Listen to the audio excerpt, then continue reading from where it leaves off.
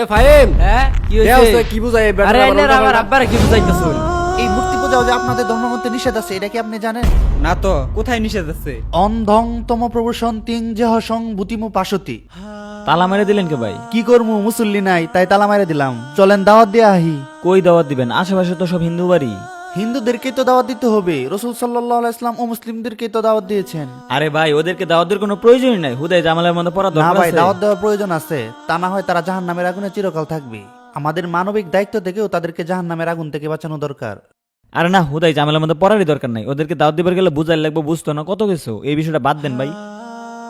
আরে ভাই, অন্ধ লোকটা দিকে আগুনের দিকে যেতেছে। হ্যাঁ সাই তো।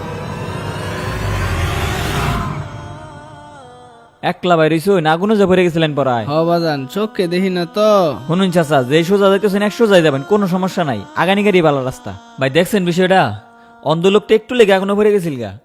লোকটারে আগুন থেকে বাঁচাইয়া রাস্তাটাও দেখাই দিলাম। খুব ভালো একটা কাজ করছেন আপনি। যেভাবে অন্ধ লোকটিকে আগুন থেকে বাঁচিয়ে পথ দেখিয়ে দিলে, তদ্রূপ ভাবে দাওয়াত দিয়ে তাদেরকে জাহান্নামের আগুন থেকে বাঁচিয়ে সঠিক জান্নাতের রাস্তা দেখিয়ে দিতে হবে। ভাই আপনার কথার মানেটা তো আগে বুঝি নাই। চলেন যাই। চলেন যাই। এই ঠান্ডায় আমি গঙ্গার জলে গা ডুবাবো কি করে? শীতে তো পুরা জমে যাব। কি আর করার, স্নান তো করাই লাগবো। যাই। এই যে দাদা, কি অবস্থা? এই তো ভালোই। শুনেন, দুইটা কথা বলি। আমরা সকলেই মানুষ। আমাদের সকলের পিতা হযরত আদম আলাইহিসসালাম এবং সকলের মাতা হযরত হাওয়া আলাইহিসসালাম। আমাদের সকলের সৃষ্টিকর্তা এক আল্লাহ রাব্বুল আলামিন। আল্লাহ রাব্বুল আলামিন আমাদেরকে এই জন্য সৃষ্টি হইছে, বুঝছি করেছেন। বুঝছি। আমি স্নান করতে যাব। বুঝাইবেন কেমনে? শুনতেই তো চায় না। ভাই ডাক দেন। এই যে বাড়িতে কেউ আছেন, একটু বাইরে আসতেন যদি। কেডা গো? কি চাই আহেন দাদা, একটু কথাবার্তা বলতে চাইছিলাম।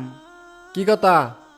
আমাদের উপর কিছু দায়িত্ব ছিল আপনাদের কাছে কিছু বাণী পৌঁছে দেওয়ার, তাই সত্যের বাণী পৌঁছে দিতে আসলাম। কি এর বানি বস্তর করবার আইছুন? আমরা কি মিথ্যা পথে চলি নাকি? এ ফাহিম, হ্যাঁ কি এ হইছে? ওস্তাদ কি বুঝায়? বেটার আমার উল্টা পাল্টা। আরে আইনার আমার আব্বারে কি বুঝাইতাছুন? সৎ কাজের আদেশ করতে আসছিলাম। আরে জানতো আইনার খাইয়ে দেয় কোনো কাজ নাই, আমার জ্ঞান কম আছে। ভাই আপনারা এই জন্য আগেই কইছিলাম ওদেরকে দাওয়াত দেওয়ার দরকার নাই। দেখলেন তো বিষয়টা? চলেন মন্দিরে যাওয়া দিতে যাবো এখন। মন্দিরে যাবেন?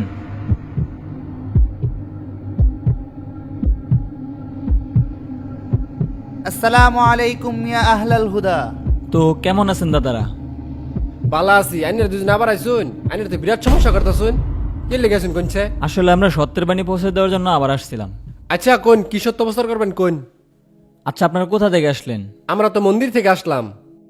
কার পূজা করে আসলেন? আসলে আমরা তো অনেকের পূজা করি, এটা তো আপনাদের জানার বিষয় না। আপনারা কি জানেন না যে আমাদের সৃষ্টিকর্তা একজনের উপাসনা করতে হবে? কই পাইছুন এটা আপনি? আচ্ছা, আপনি যদি আপনার জন্মদাতা পিতাকে বাবা না ডেকে অন্য কাউকে বাবা ডাকেন, তাহলে কি আপনার বাবা কষ্ট পাবে না? হ, কষ্ট তো পাবই। ঠিক তেমনই আমাদের সৃষ্টিকর্তাও একজন। আর আপনি যদি আমাদের সৃষ্টিকর্তার সাথে আরেকজনকে শরিক করেন, তাহলে তিনিও কষ্ট পাবেন। সৃষ্টিকর্তা তো একজনই। সবাই আর কি শক্তিটা ভাগ করে দিছে, এর লেগে সবার পূজাই আমাদের করতে হয়। আর এই যেমন ধরেন সরকারটা যে গঠন করে, সরকার কিন্তু একজনই থাকে। সবাই আর কি শক্তিটা ভাগ করে দেয়, যেমন মন্ত্রী, এমপি, চেয়ারম্যান। বিষয়টা ওই রকমই। আসলে দাদা, আপনি যেটা বলতেছেন সেটা না। আমাদের প্রভু একজনের অনুগত্য করতে হবে, একজনকে মানতে হবে। একজনকেই যে মানতে হবে, আপনি এটার প্রমাণ দেন। প্রমাণ কোরআনের ভিতরে আছে। কুল হুয়াল্লাহু আহাদ আল্লাহুস সামাদ। আল্লাহ এক ও অদ্বিতীয়, তার সমতুল্য কেউ নেই। না না না, আমরা তো কোরআন বুঝি না। কোরআন থেকে বললেই লাভ আছে? কোরআন বুঝেন না? তাহলে শুনেন, আপনাদের গ্রন্থের ভিতরেও আছে। কঠোপনিষদের 2:11 আছে, একং ব্রহ্মং দ্বিতীয়ং নাস্তি নেহনা নাস্তি কিঞ্চন। সৃষ্টিকর্তা একজন, তার সমতুল্য কেউ নাই, নাই নাই কেউ নাই। সুতরাং তারই ইবাদত করতে হবে। আপনি যদি আপনাদের ধর্মগ্রন্থ মানেন, তারপরেও সৃষ্টিকর্তা একজনকেই মানতে হবে। এখন তো পাইছেন এক আল্লাহর ইবাদত করতে হবে। এই যে আপনি মূর্তি পূজা করে আসলেন, এই মূর্তি পূজাও যে আপনাদের ধর্মগ্রন্থে নিষেধ আছে, এটা কি আপনি জানেন? না তো, কোথায় নিষেধ আছে?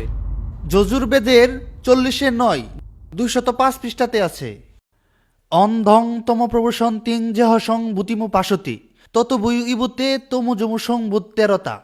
যারা প্রকৃতির পূজা করে তারা নরকে যাবে, আর যারা নিজেদের বানানো মূর্তির পূজা করে তারা নরকের সর্বনিম্ন স্থানে যাবে।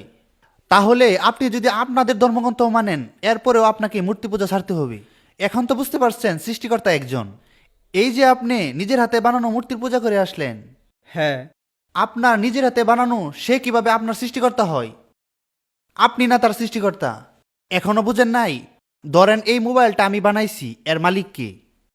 যেহেতু আপনি বানাইছেন সেহেতু সৃষ্টিকর্তা তো আপনি। তাহলে আপনি যে মূর্তি বানাইছেন সেই মূর্তি আবার আপনার মালিক হয় কিভাবে? আপনি না তার মালিক হবেন? সত্যের বাণী পৌঁছে দেওয়াটা আমাদের একটা দায়িত্ব ছিল, না হয় পরকালে এটার জন্য আমাদের জবাব দিতে হতো। এখন মানবেন কি মানবেন না সেটা দায়ভার আপনাদের। আল্লাহ তাআলা আপনাদের বুঝার তৌফিক দান করুক, সেই কামনাই করছি।